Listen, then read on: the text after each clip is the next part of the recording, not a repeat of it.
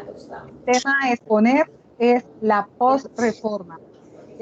Los integrantes del grupo es María Mercedes Patiño y Marta Juliana Ortiz. Mari, ¿qué le colocamos ya la diapositiva? Sí, Juli. ¿Listo, Juli? Listo, ahí sí se ve mejor. Bueno. En la línea del tiempo de la posreforma vamos a hablar primero por Francisco Turrentín. 1623 y 1687, todo esto va a ser después de Cristo, enseñó la teología en Génova. Como Calvino enseñó que las escrituras son infalibles y autoritarias y enfatizaba la importancia de conocer el texto original. Estos puntos están incluidos en su obra Instituto Teológica Elenchi. En esta obra, él habla de 4 aspectos principales de la escritura: la necesidad, la autoridad, la perfección y la claridad.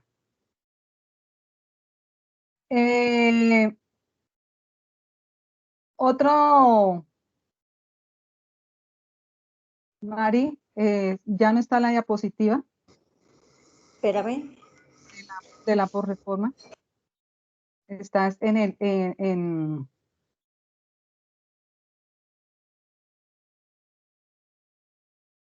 ahora sí.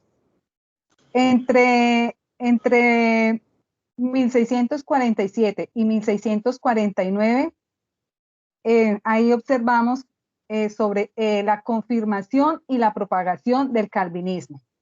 La Confesión de Westminster, aprobada por el Parlamento inglés en el año 1647 y por el Parlamento escocés en el año 1649, enunció los principios del calvinismo para los británicos.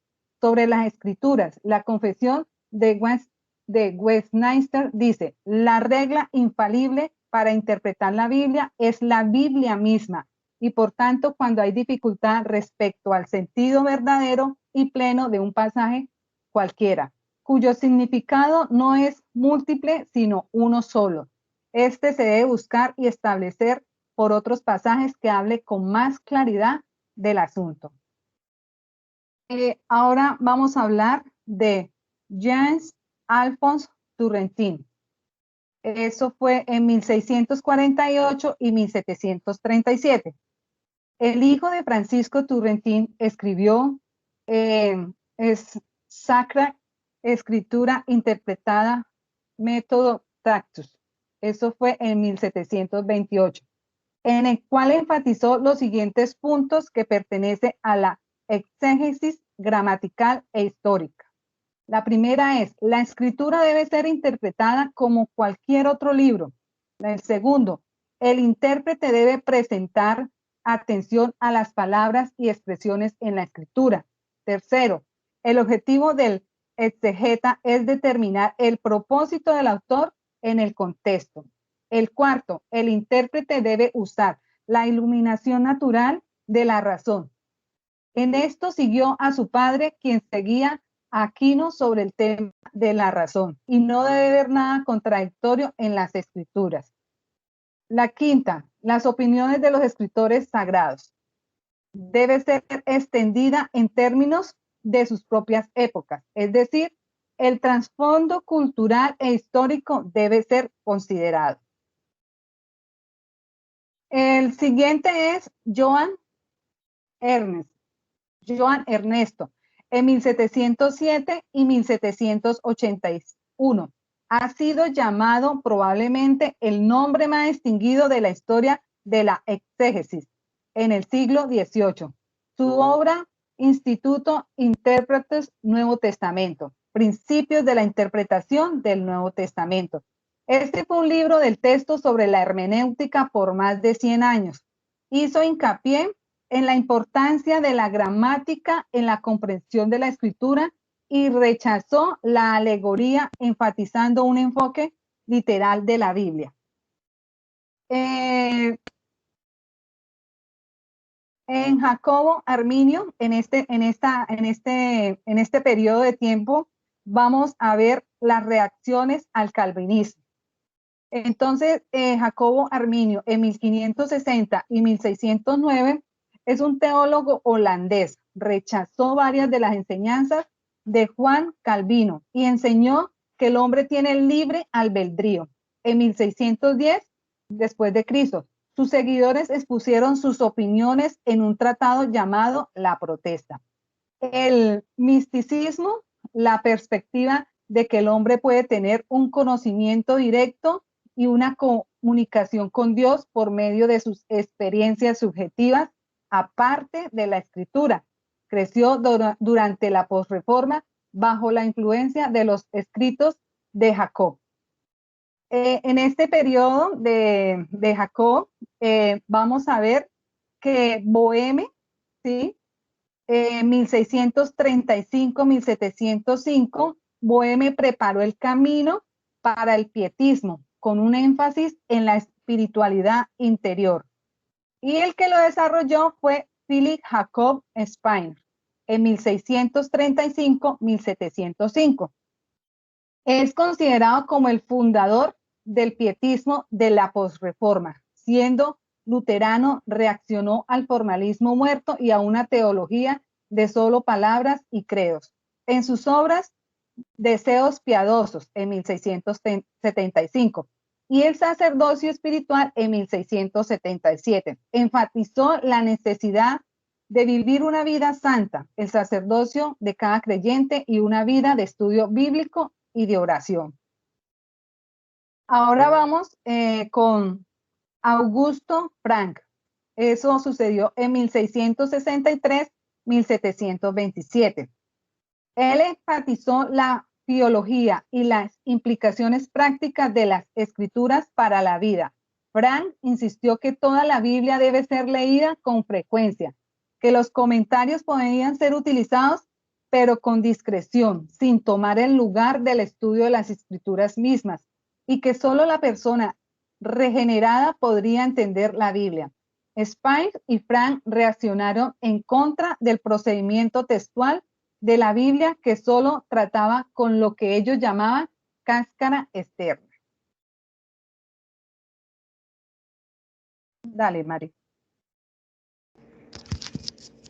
Otra de las personas que conforman esta línea de tiempo en posmodernismo está Louis Capel, del 15 de octubre de 1585, que nació en Saint-Hélier, cerca de Sedan, en Francia, y murió el 18 de junio de 1658.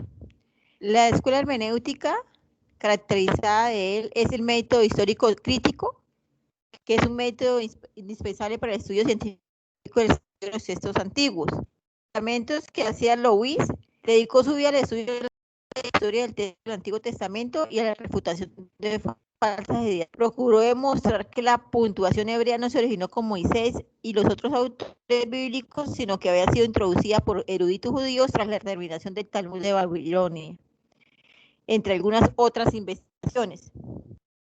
También encontramos a Johann Bengel, que nació el 24 de junio de 1687 en Wittenberg y murió el de noviembre de 1752 en Sturnan, también conocido como Bengelius. La escuela hermenéutica de Johann fue la crítica textual, que se ocupa de la identificación de variantes textuales en manuscritos o libros. El planteamiento que hacía Johann era basado en el pietismo, y el pietismo se caracteriza por oponer a la frialdad derivada de la identidad de la justificación por la fe, una religión de corazón, un sentimiento más sincero y emocional. Encontramos a Johann Wettstein, que nació en Basilea el 27 de octubre de 1594 y muere en Ibiza en abril de 1666.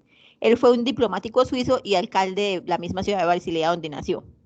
La escuela hermenéutica de Johann está guiada por el absolutismo, que fue una forma de gobierno y régimen político típico del antiguo régimen o periodo histórico previo a la Revolución Francesa de 1789, cuya ideología dictaba que el poder político del gobernante, es decir, del rey en ese tiempo, no estuviera sujeta a ninguna limitación como no fueran las propias leyes divinas o de Dios. Esto significaba que el poder del soberano era formalmente único, indivisible, inalienable incontrolable y totalmente pleno. En otras palabras, era un poder absoluto, y de allí el nombre que se le confiere a esta ideología. Proclamaba también que el monarca era el Estado, por lo que los poderes públicos emanaban de su voluntad y estaban subordinados a sus consideraciones. No había ninguna autoridad mayor que la palabra del rey, por lo que las majestades no se encontraban sujetas a ninguna ley posible. O sea, ellos podían tomar cualquier tipo de decisión. El planteamiento era la ley de Dios. El rey estaba sometido, como todo buen cristiano, a las leyes morales de la religión y la iglesia.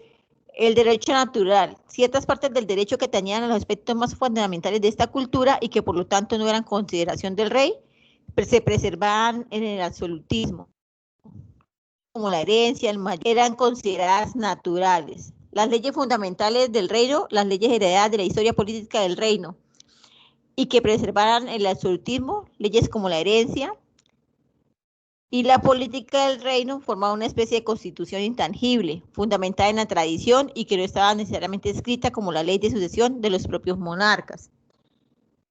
También tenemos al señor Thomas Hobbes, que nació el 5 de abril de 1558 en Westport, Inglaterra, y murió el 4 de diciembre de 1679 en Derbyshire, Inglaterra.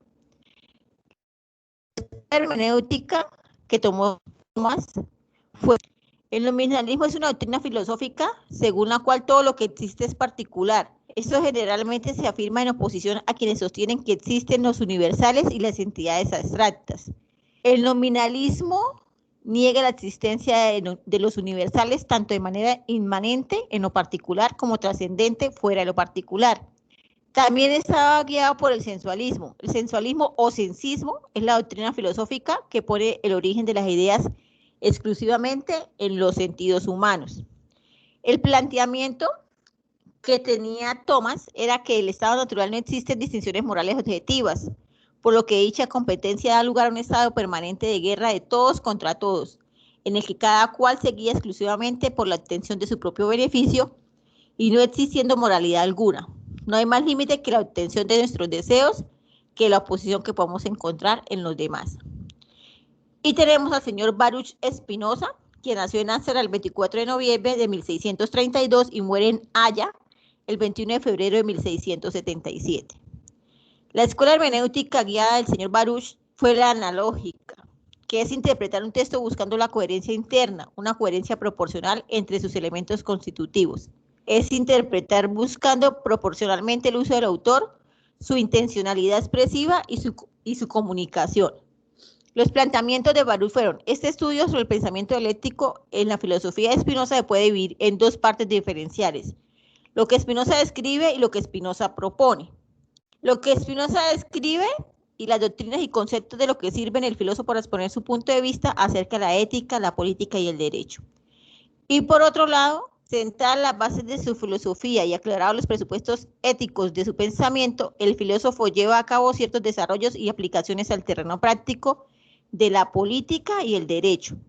Precisamente en este terreno donde ciertas ideas como el derecho natural subjetivo, la renuncia al derecho natural, el pacto social o la promesa de obediencia a la ley contribuyen a perfilar el concepto sinotista de común decreto o leyes comunes.